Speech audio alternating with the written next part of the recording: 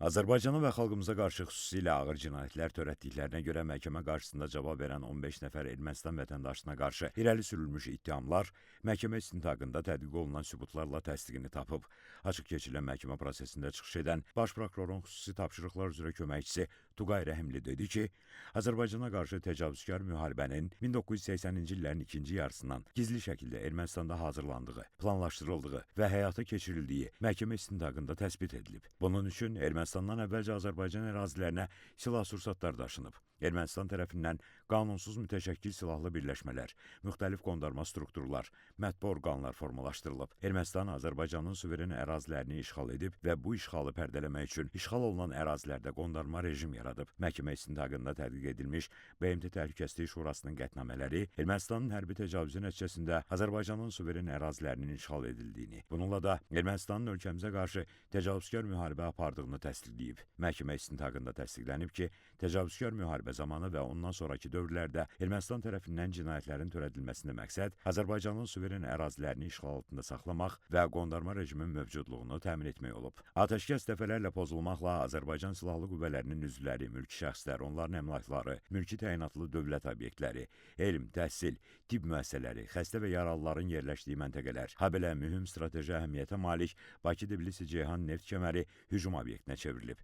Əsas prinsip və məqsəd Qarabağdan azərbaycanlıları məcburi köçürmək və onları bir qrup kimi tamamilə və ya qismən məhv etmək olub. Müəyyən olunub ki, baş vermiş soyqırım nəticəsində Xocalının əhalisinin 10%-ə yaxını qısa müddətdə məhv edilib. 15%-ə yaxını isə girov götürülərək müxtəlif işgəncələrə məruz qoyulmaqla sağlamlıqlarına ağır zərər vurulub. Əhalinin kütləvi məhv edilməsi ilə bağlı törədilmiş 9 hadisə mülki əhaliyə qarşı geniş miqyaslı və sistematik, geniş coğrafi ərazini əhatə eləyən, eləcə də çoxlu sayda insana təsir göstərən təcavüzkar hücumun tərkib hissəsidir. Qətl və məhv etmə əməlləri Ermənistanın havadarlıq etdiyi cinayətkar birlik tərəfindən əlaqələndirilmiş plan və siyasətin tərkibi kimi reallaşdırılıb. Əsas niyyət çoxlu sayda insanı öldürmək olub. Təqsirləndirilənlər həmin niyyəti bilərək cinayət əməllərini törədiblər. Dövlət ittihamını müdafiə edən prokuror dedi ki, bu hadisələr ayrı-ayrılıqda baş vermiş təsadüfi hadisələr kimi deyil, Ermənistanın apardığı təcavüzkar müharibənin gedişində törədilmiş geniş miqyaslı və sistematik planlı hücumun vahid hissəsi kimi qiymətləndirilməlidir. Təcavüzkar müharibə nəticəsində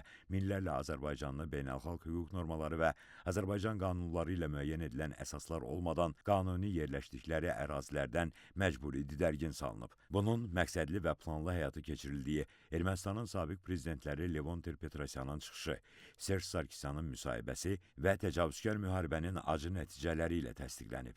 Məcburi köçürülmə ərazilərin azərbaycanlılardan təmizlənməsi məqsədini daşıyıb. 1994-cü ildə atəşkəs imzalandıqdan sonra əhalinin məcburi köçürüldüyü ərazilərə qayıtmasına nəinki imkan yaradılmayıb. Əksinə, təmas xətti üzrə ərazilər minalanıb. Qayıdışın qarşısını alan bütün üsul və vasitələrdən istifadə edilib.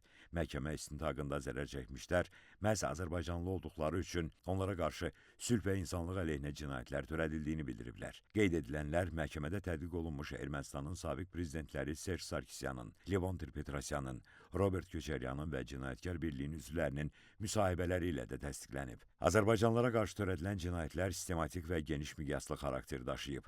Zərər çəkmişlərə qarşı ağır fiziki və psixi istirablar ehtiva edən işgəncələr tətbiq edilib. Mülki əhaliyə və qeyri-kombatant hərbiçilərə qarşı törədilən qeyri-insani rəftar onları qorxutmaq və azərbaycanlı olduqları üçün cəzalandırmaq, Azərbaycan Silahlı Qüvvələrinin müqavimətini qırmaq və torpaqları işğaldan azad etməkdən çəkindirmək, habelə digər azərbaycanlıların Qarabağı tərk etməsinə nail olmaq məqsədini daşıyıb. İşgəncələrin sistematik xarakter daşıması və geniş coğrafiyada yayılması Ermənistan dövlətinin siyasətini əks etdirdiyini sübut edib. Məhkəmədə bəzi zərər çəkmişlər bilavasitə onlara qarşı və ya onların gördüklərinə, eşitdiklərinə əsasən digər şəxslərə qarşı erməni əsilli tibbi heyət tərəfindən iynələrdən istifadə edilməklə müxtəlif maddələrin bədənlərinə vurulduğunu bildiriblər. Naməlum maddələrin tibbi personal tərəfindən tibb müəssisələrində zərər çəkmişlərin bədənlərinə iynə ilə yeridilməsi onların üzərində məlum olmayan məqsədlərlə tibbi, bioloji və başqa tədqiqatların aparıldığını göstərir.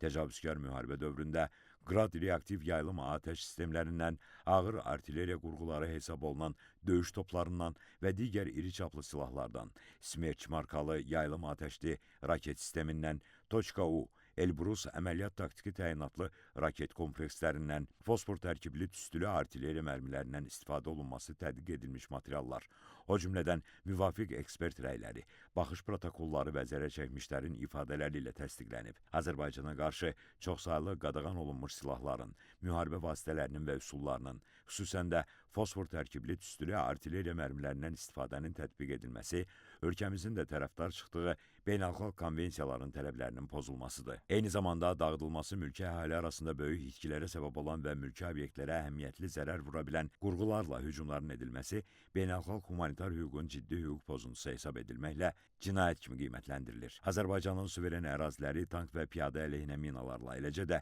digər partlamamış hərbi sursatlarla çirkləndirilib. Bunun nəticəsində vətəndaşlarımız, o cümlədən mülki şəxslərimiz qəsdən öldürülüb və ya onlara müxtəlif dərəcəli bədən xəsarətləri yetirməklə qəsdən öldürülməsinə cəhd olunub. Məhkəmə istintaqında tədqiq edilmiş sübutlardan aydın olub ki, 1988-ci ilin fevralında Ermənistanda başlayan dırnaqarası hərəkatın məqsədi Qarabağın işğal olunaraq Ermənistanın tərkibinə daxil edilməsi olub. Dövlət ittihamını müdafiə edən prokuror bildirdi ki, təqsirləndirilən şəxslərin ittiham olunduğu ağır və xüsusilə ağır cinayət əməllərinə görə cinayət qanununun müəyyənləşdirdiyi cəzalar ömürlük azadlıqdan məhrum etmə də daxil olmaqla bir çox ağır cəzanı etva edir. Cinayətkar birlik 15 nəfər təqsirləndirilən də daxil edilməklə geniş və çoxşaxəli inkişaf etmiş strukturdan ibarət olub. Konkret məqsədlərin həyata keçirilməsi üçün təşkil edilib. Qrup üzvlərinin hər biri daimi üzvlük əsasında özünə məxsus rol və funksiyalar yerinə yetiriblər. Təqsirləndirilən şəxslərin həmin struktur daxilində hiyerarxiya üzrə, tabeçiliyi və vəzifə üzrə yüksəlmə imkanları olub. Azərbaycan dövləti və xalqına qarşı çoxsaylı cinayətlər törətmiş təqsirləndirilən şəxslər və digərlərindən ibarət cinayətkar qrup həm daxili qanunvericilik, həm də beynəlxalq hüquqi sənədlərə əsasən cinayətkar birlik hesab edilir. Bu səbəbdən təqsirləndirilən şəxslər həmin birlik tərəfindən onun məqsədlərinin həyata keçirilməsi üçün müvafiq dövrlərdə törədilmiş cinayətlərə görə məsuliyyətə cəlb olunmalıdırlar. Məhkəmədə tədqiq olunan materiallarla sübuta yetirilib ki, Ermənistan Azərbaycanın suveren ərazilərini işğal edib. Azərbaycana hərbi təcavüz zamanı sülh və insanlıq əleyhinə cinayətlər, müharibə cinayətləri və çoxlu sayda digər xüsusilə ağır cinayətlər törədib. Sonra baş prokurorun böyük köməkçisi Vüsal Əliyev təqsirləndirilən şəxslərə ittiham olunduqları hər bir cinayət əməlinə görə təyin edilməli cəzaya dair dövlət ittihamını müdafiə edən prokurorların təkliflərini səsləndirdi. Vurğulandı ki, təqsirləndirilən Arkadi Kukasyan, Bako Saakyan və Madat Babayanın ömürlük azadlıqdan məhrum etmə növündə cəza nəzərdə tutan cinayətlərin törədilməsində ittiham olunmalarına və həmin ittihamların məhkəmə istintaqı zamanı sübuta yetirilməsinə baxmayaraq, yekun məhkəmə qərarı, yəni hökm çıxarılanadək həmin təqsirləndirilən şəxslər 65 yaşına çatdıqları üçün Azərbaycan Respublikasının Cinayət Məcəlləsinin tələblərinə əsasən onlara ömürlük azadlıqdan məhrum etmə cəzası təyin edilə bilməz. Vüsal Əliyev məhkəmədən təqsirləndirilən Arayik Harutyunyan, Lyova Mnatsakanyan, David Manukyan, David Babayan və David İşxanyanın cəzasını həbsxanada çəkməklə ömürlük, Arkadi Kukasyan və Bako Saakyanın cəzasının ilk 10 ilini həbsxanada, qalanını isə ciddi rejimli cəza çəkmə müəssisəsində çəkməklə 20 il müddətinə azadlıqdan məhrum edilməsini istədi. Baş prokurorluğun dövlət ittihamının müdafiəsi üzrə idarəsinin şöbə rəisi Nəsir Bayramov isə məhkəmədən təqsirləndirilən Madat Babayanın və Melikset Paşayanın 20 il, Qarik Martirosyanın 19 il, David Allahverdiyanın 18 il, Levon Balayanın 17 il, Vasili Beqlaryan, Qurgen Stepanyanın və Erik Qazaryanın 16 il müddətinə azadlıqdan məhrum edilməsini istədi. Onların cəzanın ilk 10 ilini həbsxanada, qalan hissəsinin ciddi rejimli cəza çəkmə müəssisəsində çəkmələrini xahiş etdi. Dövlət ittihamını müdafiə edən prokurorlar təqsirləndirilən şəxslərin hər biri barəsində seçilmiş qətimkan tədbirinin hökm qanuni qüvvəyə minənədək dəyişdirilməməsini məhkəmədən xahiş etdilər. Bundan başqa cinayət işi üzrə maddi sübutlar barədə Azərbaycan Respublikası Cinayət Prosessual Məcəlləsinin tələblərinə uyğun şəkildə qərar qəbul edilməsi məhkəmədən xahiş olundu. Məhkəmə prosesində həmçinin zərər çəkmişlərin nümayəndələri də təqsirləndirilənlərə qarşı irəli sürülən ittihamın bir ilə yaxın müddətdə davam edən məhkəmə istintaqında tədqiq olunan sübutlar, araşdırılmış materiallar, dindirilən şahidlər və zərər çəkmişlərin ifadələri, ekspertiza rəyləri ilə sübuta yetirildiyini dedilər. Nümayəndələr dövlət ittihamını müdafiə edən prokurorların təklif etdikləri cəza ilə razı olduqlarını və buna uyğun hökm çıxarılmasını məhkəmə kollegiyasından xahiş etdilər. Məhkəmə prosesi noyabrın 27-sində davam etdiriləcək. Bakı Hərbi Məhkəməsində hakimlər Zeynal Ağayevin sədrliyi, Camal Ramazanov və Ana Rızayevdən ibarət tərkibdə keçirilən məhkəmə iclasında zərər çəkmiş şəxslərin bir qismi, onların hüquqi varisləri və nümayəndələri də iştirak edirlər.